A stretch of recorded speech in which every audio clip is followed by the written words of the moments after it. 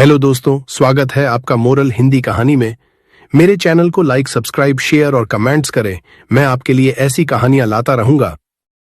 भंवरपुर के राजा अक्सर अपनी महल के बाहर दरबार लगाया करते थे, जहां वे अपनी प्रजा की बातों को गंभीरता से सुनते और उनकी समस्याओं को सुलझाने का प्रयास किया करते थे। एक दिन उस राज्य में एक व्यक्ति अपने हाथों में एक हीरा और एक कांच का टुकड़ा लेकर पहुंचा। देखने में कांच का वह टुकड़ा हीरे के समान ही प्रतीत हो रहा था। यह कहना गलत नहीं होगा कि कोई भी व्यक्ति दोनों को देखकर धोखा खा जाए और दोनों में अंतर ही न कर पाए। वह व्यक्ति राज दरबार में पहुंचा और उसने भारी सभा में राजा को चुनौती देते हुए कहा कि राजन, मेरे एक हाथ में एक बहुमूल्य हीरा है और एक में कांच का टुकड़ा। मैं इन दोनों को इस मेज पर रख रहा हूं। आपके इस राज्य में उपस्थित को व्यक्ति इन दोनों की पहचान कर दे कि इनमें कौन सा हीरा है और कौन सा कांच का टुकड़ा, तब मैं यह बहुमूल्य हीरा आपकी तिजोरी का शोभा बढ़ा सकती है। मैं यह हीरा आपको भेंट करूंगा, लेकिन इस बात का ध्यान रहे कि यदि आपने गलत चीज का चुनाव किया, मतलब आपने कांच के टुकड़े को हीरा बताया, तो हीरे का जितना मूल्य है उतनी धनराशि आपको मुझे देनी होगी। मैं कई राज्यों में जाकर यह खेल खेल चुका हूं और आज तक मैं कभी हारा नहीं। राजा ने उस व्यक्ति की बात मान ली और अपने सभी मंत्रियों से कहा कि वे असली हीरे को पहचाने। सभी मंत्री एक एक करके उस मेज के पास पहुंचे जहां हीरा और कांच का टुकड़ा रखा हुआ था। दिखने में दोनों में कोई भी अंतर नहीं था।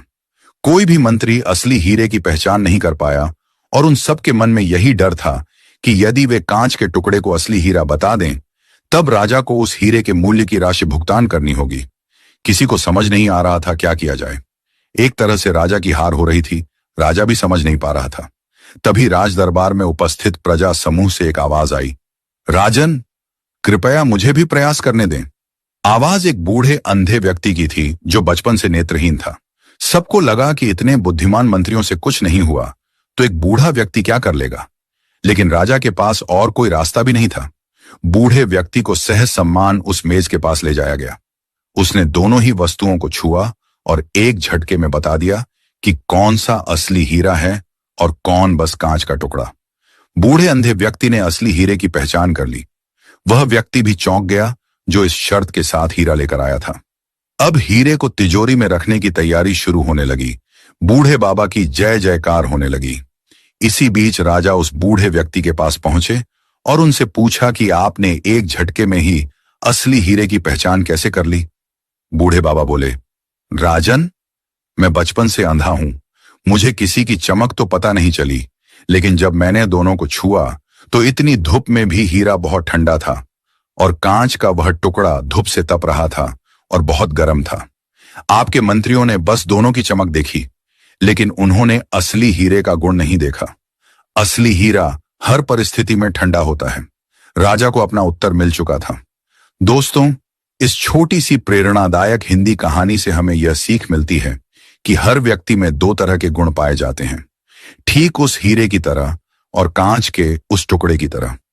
जो व्यक्ति विपरीत परिस्थिति में भी गर्म नहीं हुआ, ठंडा रहा, वो अपनी लाइफ में हर वो चीज कर सकता है जो वह करना चाहता है। लेकिन जो व्यक्ति कांच के टुकड़े की तरह गर्म रहा तो उसका कोई मोल नहीं। बहुत सारे लोग गुस्सा करते हैं, आग बबूले हो उठते हैं, चिल्लाते रहते हैं। ये वही गुण है जो कांच के उस टुकड़े में होता है। और हीरा तो हर परिस्थिति में चमकता भी है और ठंडा रहता है। इसलिए अपने दिमाग को ठंडा रखिए, शांति से काम कीजिए। अपने अंदर के हीरे की पहचान आपको खुद करनी है और आपको हीरा बनना है ना, कि कांच का वह टुकड़ा जो सिर्फ हीरा जैसे दिखता है लेकिन हीरा नहीं, क्योंकि अब आप जानते हैं असली हीरे की पहचान। कृपया इस इंस्पिरेशनल हिंदी स्टोरी पर अपने विचार कमेंट के माध्यम से हम तक पहुंचाएं।